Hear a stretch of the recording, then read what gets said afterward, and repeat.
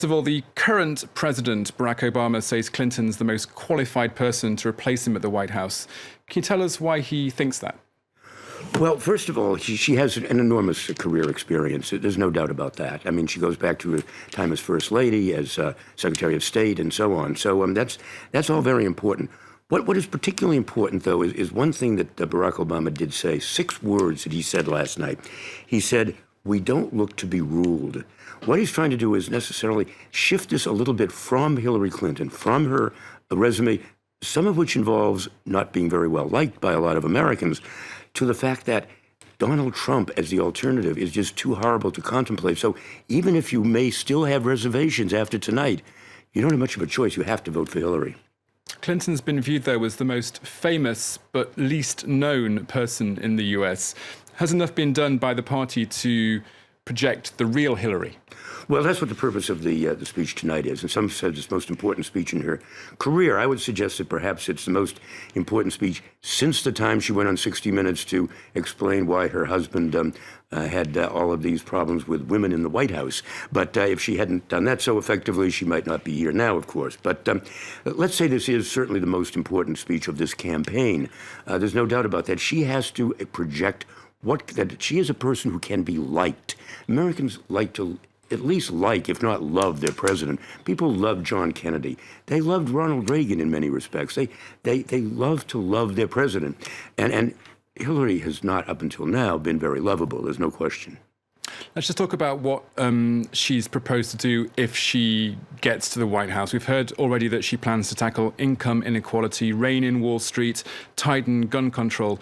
Do you think we're set to hear any more policy outlines or proposals in this speech?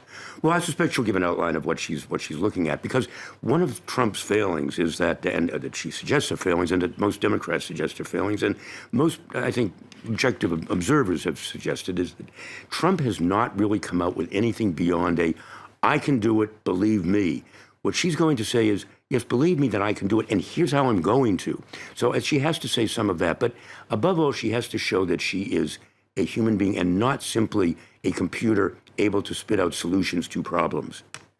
We've already heard, as you said, from Barack Obama, he's on board. Her former rival, Bernie Sanders, he's on board.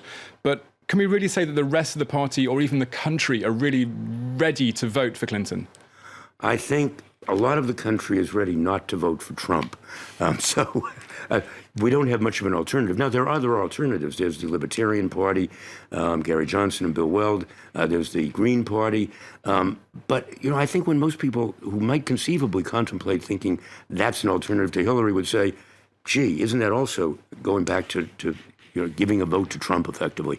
And what Donald Trump has done right now is to really suggest that there are a lot of things he might do that really could destroy the United States. Do we want his finger on the nuclear codes? Let's not forget, though, that Clinton's campaign has already been dogged by massive scandals in many ways. How can she clean up her image now? Well, it's not so much cleaning up her image. It's really projecting a change image, because that's what Americans seem to want. They don't want 4 more years they don't want a third Obama administration, which is what a lot of people have suggested you will get from Clinton. She has to, on the one hand, embrace his favorables. 60% of the American people think he's marvelous, even 8 years after his debut in office. So she really needs to suggest that yes, I can embrace what he stands for, but no, I'm going to make some real changes.